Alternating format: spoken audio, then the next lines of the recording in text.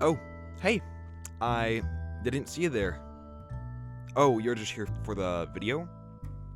Oh, okay, that's good. So, oh yeah, you want to know what happens in it? Well, essentially I send Jeb to the Mun, but in particular, I send Jeb to the Mun in this thing. Obviously, I guess I don't know what else I would send Jeb to the Mun in. Considering that this is the thing that pops up on the screen, I don't know why you would think anything else. But hey, I don't know. But yeah, basically he's afraid of the coronavirus, so he wanted me to send him to the Mun. And I thought, alright, I'll just do a friend a favor, you know. I don't know how many times I've killed Jebediah Kerman, and he's always died willingly.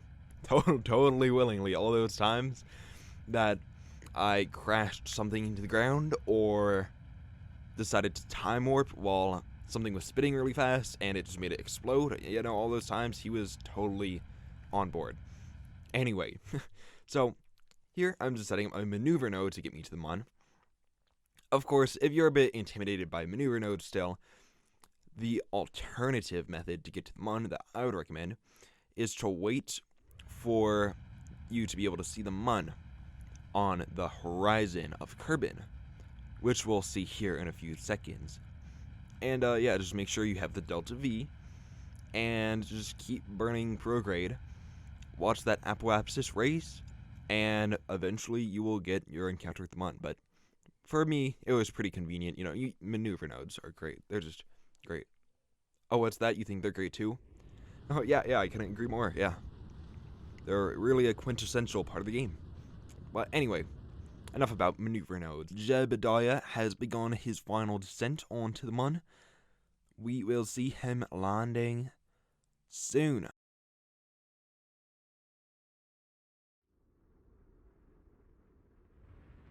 Alright, Jebediah's landing.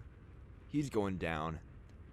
Now you might think, oh, this thing's just gonna fall over, and it totally did like 20 times. But I got it eventually.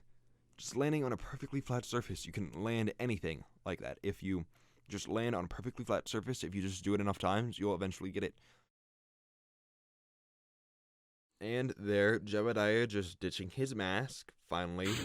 He just decided to go, I guess. You know, I think just after this whole journey, this whole crazy journey to the Mun, he's finally ready to give up his coronavirus fear. Yeah, I guess that works. Fear of the coronavirus? No. Coronaphobia? Chorophobia? Coronaphobia? No, okay, germophobia. Anyway, Jebediah just getting into orbit, and I realized that I was on the correct side of the Mun to perform my escape burn, so I just sent myself back on a trajectory back to the planet Kerbin. Back to the planet Kerbin. That's what I meant to say the first time through. But, yeah. Not much to talk about there. That's just the most efficient and convenient way to do it, in my experience.